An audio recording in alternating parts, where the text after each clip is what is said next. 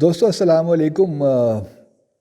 9 جنوری اس ماہ کی 9 تاریخ کو امریکہ نے ایک ڈاکومنٹ ڈی کلاسیفائی کیا جو ہے strategic framework for Indo Pacific, اور یہ ڈاکومنٹ جو کہ ڈی کلاسیفائی ہونا تھا 2042 میں، وہ ٹرمپ صاحب نے 2 سال کے بعد ہی اس کو یا 3 سال کے بعد ہی ڈی کلاسیفائی کر دیا۔ یہ میرے خیال میں فیبری 2018 کا ڈاکومنٹ ہے، اور اس میں یو ایس کی اسٹریٹجی ہے کہ کس طرح ہم نے چائنا کو کرٹیل کرنا ہے، کس طرح چائنا کو ہم نے رائزنگ پاور یا سپر پاور بننے سے روکنا ہے، اور کس طرح اس ریجن میں ایشیا پیسیفک ریجن یا جن کو وہ انڈو پیسیفک ریجن کہتے ہیں، کس طرح ہم نے تائیوان میں ہانگ کانگ میں پرابلمس کریٹ کرنے ہیں، تبت میں چائنا کے لیے پرابلمس کریٹ کرنے ہیں، سنجیانگ میں کس طرح پرابلمس کریٹ کرنے ہیں، اور کس طرح جاپان، آسٹریلیا اور پھر انڈیا کو کس طرح استعمال کرنا ہے تاکہ وہ چائنا کی جو ایک بڑھتی ہوئی طاقت ہے، قوت ہے، اس کا تدارک کر سکیں۔ اب یہ اور اس کے بڑا انٹرسٹنگ ڈاکومنٹ ہے، حالانکہ بہت طویل ڈاکومنٹ نہیں ہے، 10 صفحوں کا ڈاکومنٹ ہے، لیکن اس میں وہ اسٹریٹجی ہے جو کہ ٹرمپ نے پرسو کی۔ اب دیکھنا یہ ہے کہ بائیڈن اس سے کتنا اتفاق کرتے ہیں، کیونکہ اس اسٹریٹجی کی وجہ سے ہم نے دیکھا کہ یو ایس اور چائنا کے درمیان تعلقات میں کافی ٹینشن رہی، بلکہ یہاں تک بھی ہوا کہ کرونا وائرس کو ٹرمپ چائنیز وائرس کہتے رہے صبح شام، اور انہی کو بلیم کرتے رہے کہ چائنا کا ساری رسپانسبلٹی ہے۔ لیکن اب بائیڈن صاحب کے آنے سے اور اس ڈاکومنٹ کے ڈی کلاسیفائی ہونے سے ذرا بائیڈن صاحب کے لیے مشکل تو ہو جائے گی، کیونکہ کسی بھی نئے آنے والے صدر کے لیے اتنا آسان نہیں ہوتا کہ فارن پالیسی کے میدان میں فوری کوئی تبدیلیاں کر سکے، کیونکہ ٹرمپ نے جاتے جاتے یہ بھی کر لیا کہ جو انہوں نے ریسٹرکشنز لگا رکھی تھیں تائیوان کے کانٹیکسٹ میں، ان کو بھی ہٹا دیا۔ اب وہ تائیوان سے کھل کر یو ایس کا انٹریکشن چاہتے ہیں، کیونکہ پہلے چائنا جو تھا وہ اعتراضات کرتے تھے کہ بھئی یہ آپ نہیں کر سکتے، تائیوان تو ہمارا ہی حصہ ہے، اور ایک قسم کا سیلف امپوزڈ ریسٹرکشنز باہر یو ایس نے لگا رکھی تھی۔ اب وہ ریسٹرکشنز بھی ہٹا دیں۔ اب بائیڈن صاحب کے لیے بڑا مشکل ہو گیا ہے۔ اب دیکھنا یہ ہے کہ آیا وہ اس اسٹریٹجی کو پرسو کرتے ہیں یا اس میں کچھ میجر تبدیلیاں کرتے ہیں۔ لیکن یہاں پہ ایک اور بڑی میں سمجھتا ہوں کہ بڑی انٹرسٹنگ چیز یہ ہے کہ بھارت نے دیکھیے کس طرح اپنے آپ کو یو ایس کے ساتھ الائن کر لیا ہے۔ اب میں اکثر یہ بھی سوچتا ہوں کہ شاید چائنا اور روس کو بھی اب یہ فیصلہ کرنا پڑ جائے گا، گو کہ اکنامک تعلقات اپنی جگہ پہ ہیں، روس ہم جانتے ہیں کہ ابھی بھارت کو ناراض نہیں کر سکتا، بہت سے کہاں S-400 بھی خرید رہا ہے، ابھی سنا ہے کہ سخوئی اور میگ 29 طیارے بھی جو ہے روس سے خریدے جا رہے ہیں، بھارت خریدنے جا رہا ہے۔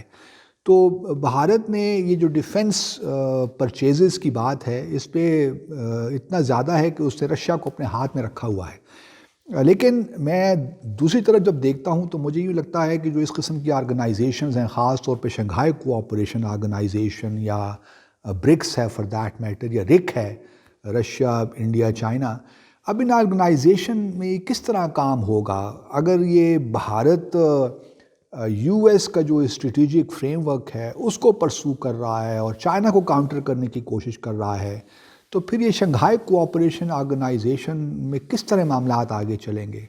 یہ ایک بہت بڑا سوال ہے جو میرے ذہن میں آتا ہے۔ آئی ڈو ناٹ نو کس طرح چائنا، کیونکہ چائنا کی ہم نے دیکھا بھارت کے ساتھ ابھی آج کل ایسٹرن لداخ میں جو ٹینشن چل رہی ہے اس پہ بھی کافی معاملات خراب ہیں۔ تو اب یہ چائنا اور رشیا کو یہ فیصلہ کرنا پڑے گا کہ کس حد تک بھارت کے ساتھ انگیج کریں ملٹی لیٹرلی یا ان ریجنل فورمز میں، کیونکہ بھارت اور پھر شاید بھارت کو بھی ری وزٹ کرنا پڑے، have to go back to the drawing board. وہ بھی اپنی چیزوں کو، جب بائیڈن صاحب آتے ہیں تو دیکھنا پڑے کہ آیا بائیڈن صاحب کی وہی ترجیحات ہیں جو کہ ٹرمپ کی تھیں۔ جہاں تک بائیڈن صاحب کا تعلق ہے، ہم ان کو بھی جانتے ہیں کہ وہ بھی بڑے پرو انڈیا رہے ہیں، جو U S India nuclear deal ہوئی اس زمانے میں بائیڈن صاحب سینٹ فارن ریلیشنز کمیٹی کے چیئرمین تھے، تو انہوں نے اس کو بہت پش کیا. لیکن بائیڈن چونکہ پاکستان بھی انہوں نے وزٹ کیا ہوا ہے ایز وائس پریزیڈنٹ، تو دیکھنا یہی ہے کہ بائیڈن کیسے اپنے آپ کو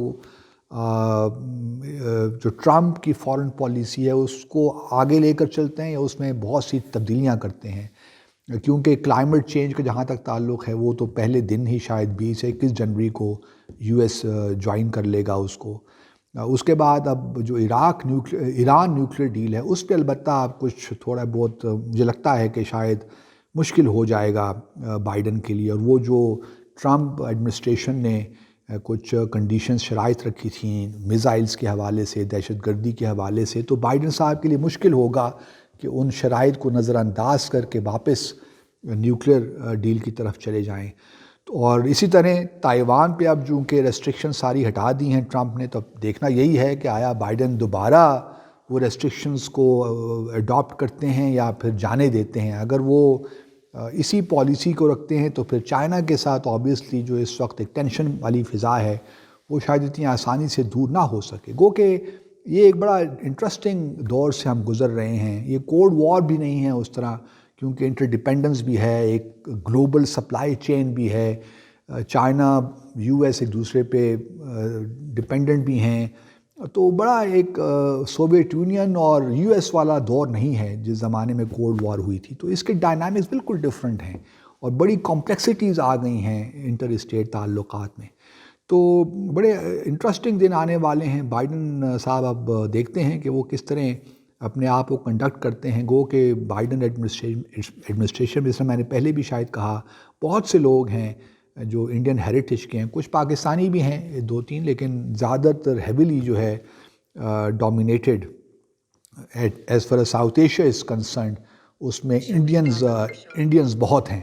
تو اب دیکھنا یہی ہے کہ معاملات کیسے آگے چلتے ہیں. لیکن یہ جو ڈی کلاسیفائی کیا ہے ٹرمپ ایڈمنسٹریشن نے، یہ جو strategic framework for India Pacific, یہ ایک بڑی زبردست موو تھی ٹرمپ کی، تاکہ بائیڈن کو وہ بالکل جو ہے ان کے لیے فارن پالیسی ڈومین میں مشکلات کریٹ کریں. پاکستان کو بھی اب تھوڑا بہت اپنے دیکھنا پڑے گا. ویٹ کریں گے ہم بھی کہ افغانستان پہ کیا سچویشن ہے، پاکستان کے ساتھ کس قسم کے تعلقات رکھنا چاہتی ہے نئی ایڈمنسٹریشن. دیکھیے ہمارا تو کوئی ایسا پرابلم نہیں ہے، ہم امریکہ اور بھارت کے تعلقات کے بھی خلاف نہیں ہیں. لیکن جو اس وقت یو ایس کی پالیسیز ہیں وہ ڈائریکٹلی ہمارے جو سیکیورٹی انٹرسٹ ہیں، ہمارے اکنامک انٹرسٹ ہیں، ان کو ہرٹ کرتی ہیں. آپ FATF کو لے لیجئے، یا جو نیوکلیر سپلائرز گروپ کی جو ممبرشپ کے لیے یو ایس بھارت کو پروموٹ کرتا ہے، یا UN سیکیورٹی کونسل کے لیے، تو یہ ہمارے لیے ہمارے انٹرسٹ کو ڈائریکٹلی ہرٹ کرتی ہیں چیزیں. لیکن interesting days are ahead. Let's keep our fingers crossed. آپ سب کا بہت بہت شکریہ.